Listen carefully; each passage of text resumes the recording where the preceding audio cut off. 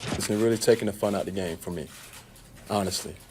It really is, because at times I don't even feel safe, right? And enough is enough. You know, I plan on talking to Commissioner Goodell about this, but it's not fun. And I don't know what I have to do. When you constantly see the hits, when you constantly see flags being picked up, when you're constantly seeing flags not being thrown, and to see other quarterbacks getting it, lesser hits, lesser physical hits, then it's taking the fun for me out. I'm just being honest with that. I showed a lot of frustration today, and I apologize to the referee, who I was talking to, but I don't think it's a person that can go through what I go through and still keep their head, you know what I'm saying? And hits to the head, that's one thing, but when you're not protected in the pocket, that's another thing. And the story of my life ever since I came in is just, well, we missed that one. I'm sorry, I'll try to get it. That's bullcrap. That's bullcrap. All right, Cam clearly not happy about the no calls. He's willing to take his grievances to the commissioner. He said he's going to talk to Roger Goodell. To Commissioner Gordon, by the looks of it, the way he's dressed. I'm not going to lie. The outfit was a little loud. Before we go to Ryan, he's going to go first today. I don't know what the hell he was wearing. Well, I really don't. He looked like he was the AKA counselor for the I'm just saying, it's kind of hard. It's kind of hard to take you seriously when you're wearing that kind of outfit. Looks like he's about to hit the Gotham City savings zone. But you can wear it when you're 6'6", 265, though. No. You can't. Like, we can't wear that. You can't. Trust me, you can't. You can't. Go ahead. Is he being judged unfairly or differently, should I say, than other quarterbacks? Who that? Shaquille Newton? Right, because that's what it looks like. You know, when Shaq got into the game and when he was this large figure, his game was called differently. But from a football standpoint, he's fallen victim to a few things. The running quarterback, right? The running quarterback is called or officiated a little differently. He's also fallen victim to being the big quarterback, right? And so with the big quarterback, the hits don't look as vicious. When you see some of these frail quarterbacks in the pocket and they get hit and they flail around and they act like they died every time that they're touched, and then they look at the ref and do this, they get those flags.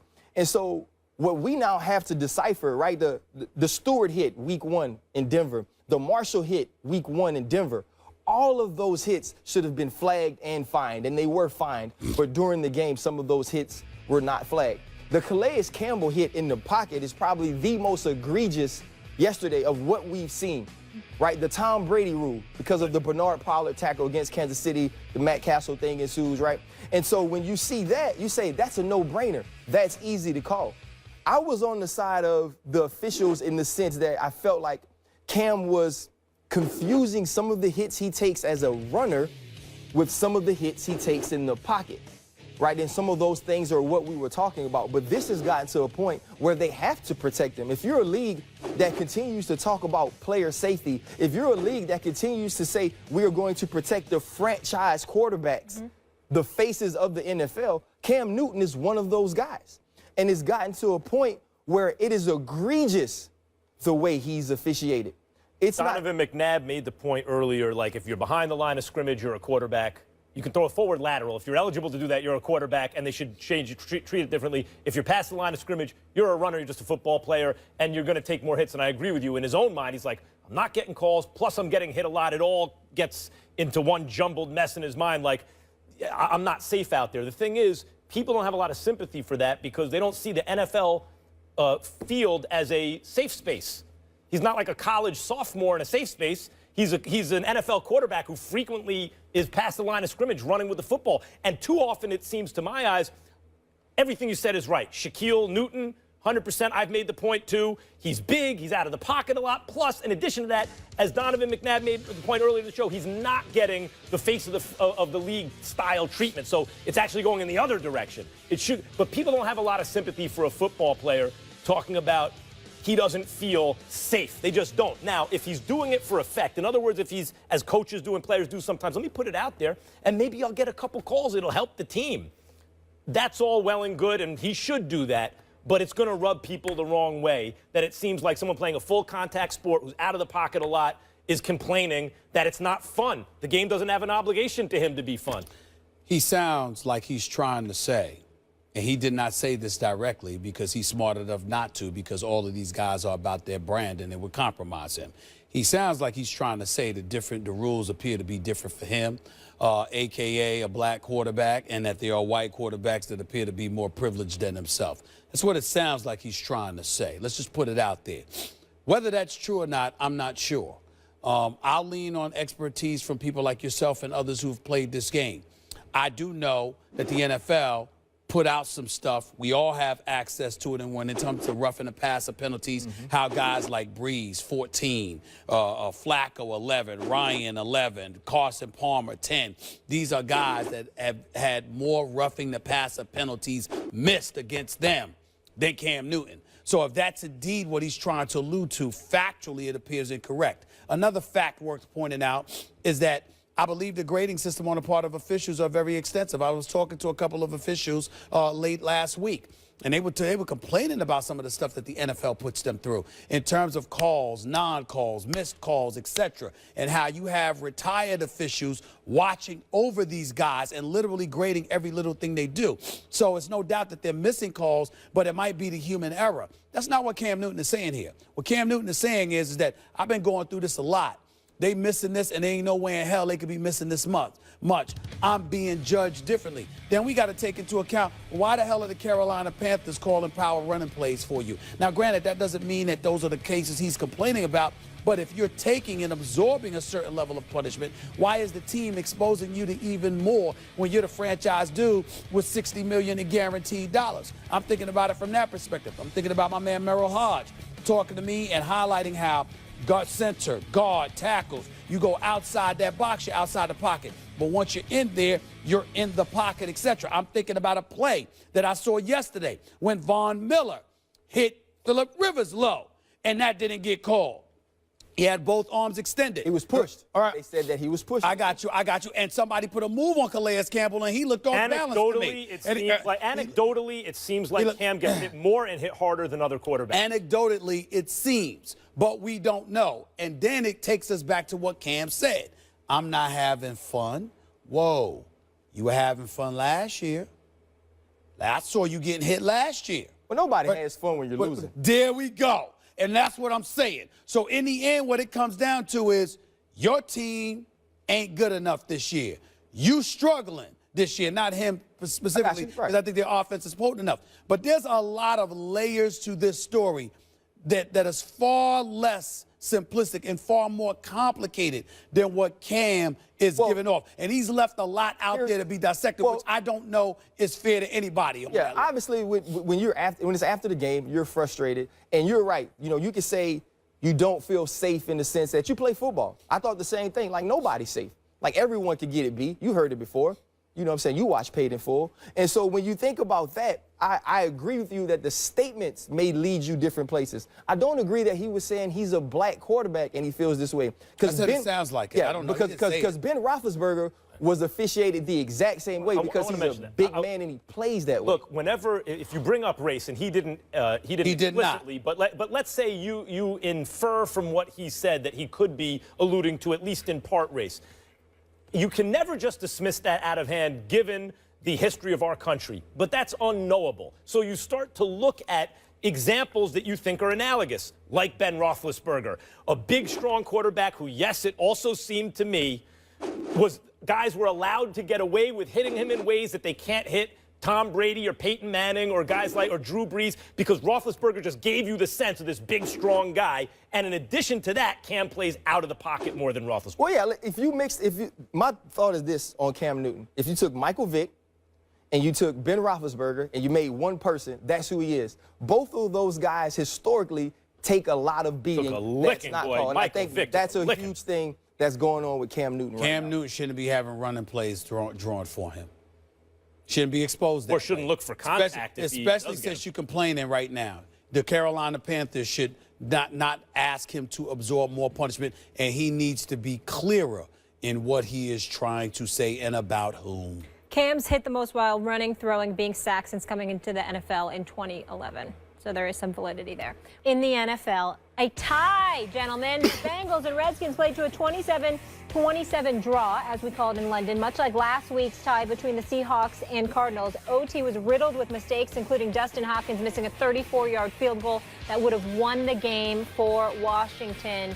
Stephen A., I want to start with you here. How should America feel about these two teams after Sunday? I can't believe I'm saying this. Well, Sunday's tie. First of all, America should be appalled because two teams from the National Football League went over to London and embarrassed our country. Did you see those? Did you see those two kickers? Did you see those two kickers? I mean, excuse me, soccer is prominent in England. Probably gonna. I mean, if the one thing you want to do well over in London, if you're representing the National Football League, if nothing else, you actually want to kick the ball well, because then they're sitting there going like this: why the hell are you calling this football?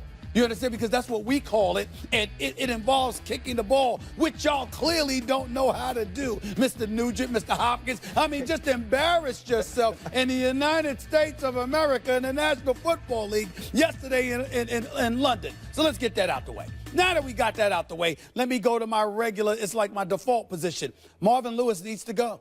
I'm not a fan of Marvin Lewis and the job that he has done in Cincinnati. He's been there for 12 complete years. I think he's like in the 13th or 14th year.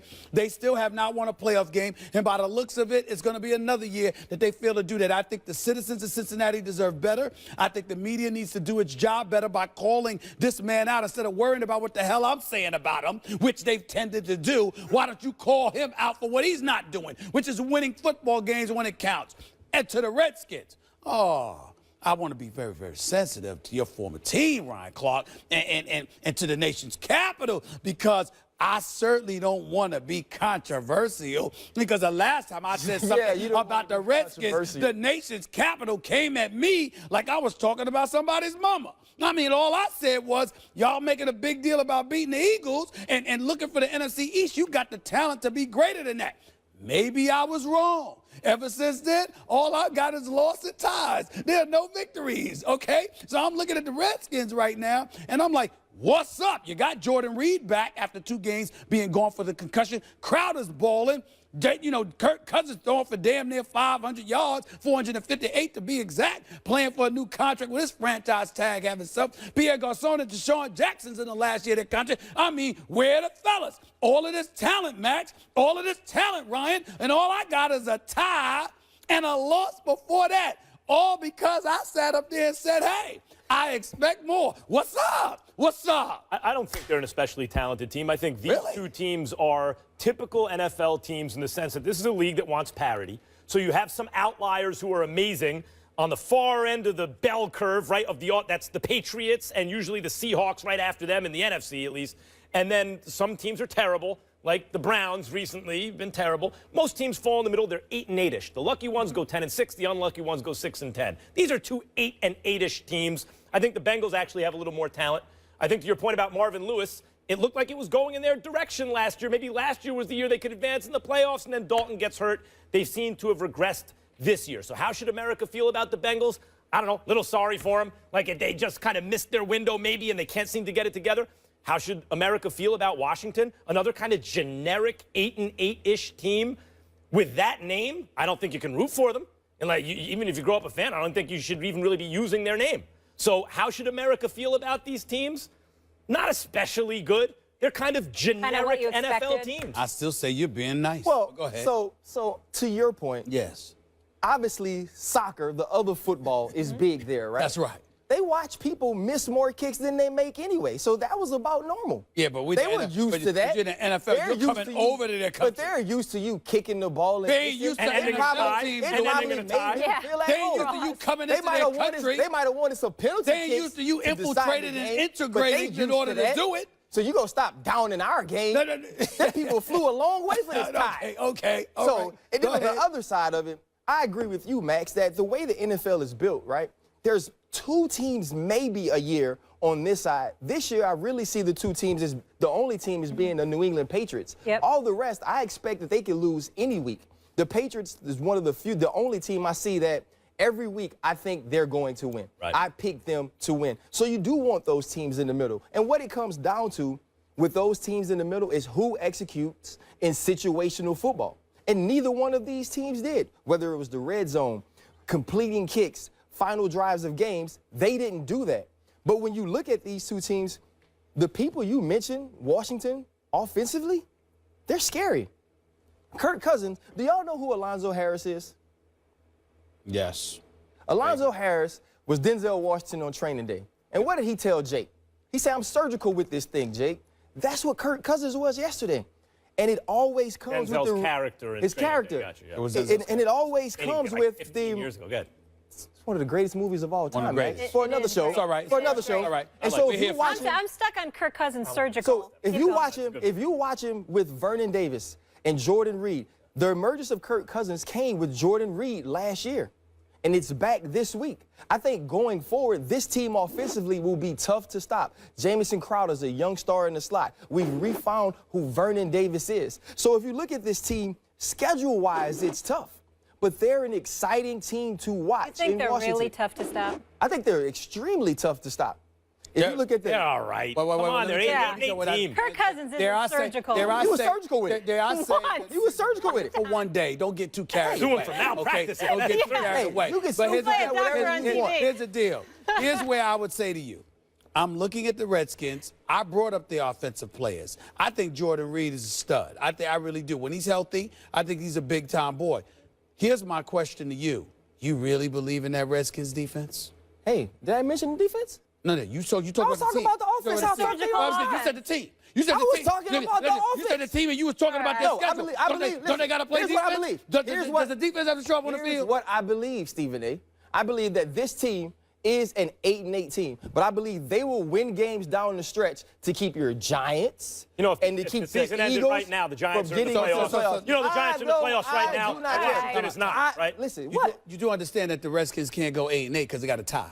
So now that's not going to happen. So what you're saying is they're going to either win 8 games or they're going to win 7 games. You realize that's what you're saying, right? That's okay. 7-8-1, Listen, 8-7-1. You asked me how America should feel about Yeah, it. how And I think should America feel? should enjoy watching them play. Because they are when fun you to see watch. Washington- when you see, when you see, When I said they was going to win games. Right. Ryan, get When did I say they was going to win Get out games? of here. Now, Are the we question done? to argument- Are we done? The question, y'all Are we didn't, done? the question When you- was Shut the not, homer did one of y'all right now. ask me, did when Molly you say, see Washington on You the don't even schedule, believe it. I whether can smell it's you. a primetime game, whether your team is playing them even in the NFC East, you think that's one of the less interesting games that we could play. I doubt this it. year I don't that think could so. look. I don't think so. They're It's not such a interesting. They are generic fun team, to and watch. they have an offensive Fun. game. They are That's how fun to Americans watch. feel They're about fun. them. You like that? Generic They're team, fun. I'm offensive telling game. y'all. so one of y'all asked me Here's how the deal. good they were? That's fair. Here's the bottom line. We're talking about the Redskins, and the best thing that could be said to them, about them, is that Ryan Clark is quoted as saying, they're fun to watch. And they're surgical. That's it. And Kirk They're Cousins was fun to surgical watch. yesterday. They're All right. fun to watch. Let's leave it Training day. there. I That's like what Josh the nation's Norman capital has to repping look the forward to. MLS Ryan Clark saying they're fun to watch. All right, Ryan, Congratulations. please stay with us. Will you stay? That's what y'all asked me. Because this is so much more fun when we're having you here. It's really taking the fun out of the game for me, honestly.